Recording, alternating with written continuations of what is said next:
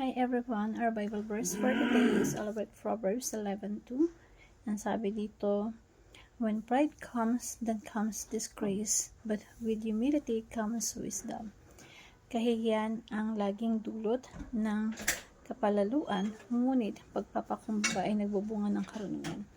So itong verse natin for today is nire-remind tayo that kapag tayo may pagkumbaba, humility ng tao, it comes wisdom. So let's avoid pride as it leads to disgrace. Like what happened to Satan, diba? So, sobrang yabang niya na talagang inay niya yung pinakataas-taasan. Kaya nga, ang naging kahihinatan niya is yung tinatawag ng bottomless pit. Sobrang baba ang pinagsak niya. So, tayo, araw-araw, lagi natin pagkakatatandaan, ang pagpapakumbaba, tinataas ng Diyos. Ang nagmamataas, binababa ng Diyos.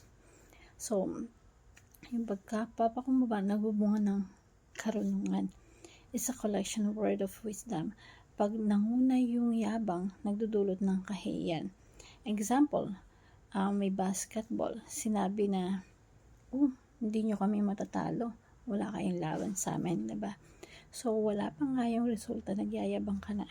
So, it leads to disgrace kapag natalo, diba? Kaya, mabuti, humble lang po tayo palagi. Ganon din po pang araw-araw na pamumuhay. Kasi minsan kapag sinasabi mo agad yung plano mo sa ibang tao, magbe-business ako, ito yung gagawin ko. So kapag tinry mo at the end, tapos bumagsak yung business mo, nakakahiya, diba? Pride leads to disgrace. Hindi pwedeng ipagyabang kagad kasi pangit nagiging resulta. Pag nagpapakumbaba tayo, nagkakaroon tayo ng mas maraming kaalaman. Kung ano man yung negosyo na gusto natin, magandang matutunan natin yun, magtanong-tanong tayo, diba? So, kasi ang nangyayari, maganda parang katulad tayo ng isang bata na matanong. Yung gusto matuto, lagi nagtatanong.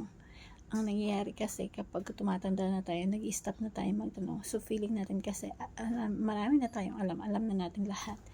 Maganda maging katulad tayo ng isang bata na matanong pero mapagkumbaba. If we humble, it will lead us to wisdom. Na yung willing tayong matuto. Napakahalaga na hindi ka yung tahimik ka lang. Pero tahimik ka na marami ka na natutunan. Hindi yung maingay katulad ng iba na napakaingay pero wala pa laman yung utak. So, let's be humble like a child. Because it's gaining wisdom that leads to us to success. Pride fails and humility leads to success. Pagka nauna yung yabang, feeling mo expert ka na sa lahat ng bagay, magaling ka na, hindi ka natututo pagka ganun. So, with humility comes wisdom. Avoid pride as it leads to disgrace. Si Satan, sa sobrang kayabangan niya, napunta siya dun sa pinaka-bottomless pit na tinatawag. And, yun nga, pag araw-araw kang nagtatanong, araw-araw mong ina-apply yung pagiging humility, araw-araw tayong natututo. Araw-araw kang tumatalino. Remember, God opposed to the proud and give grace to humble. Thank you everyone and God bless.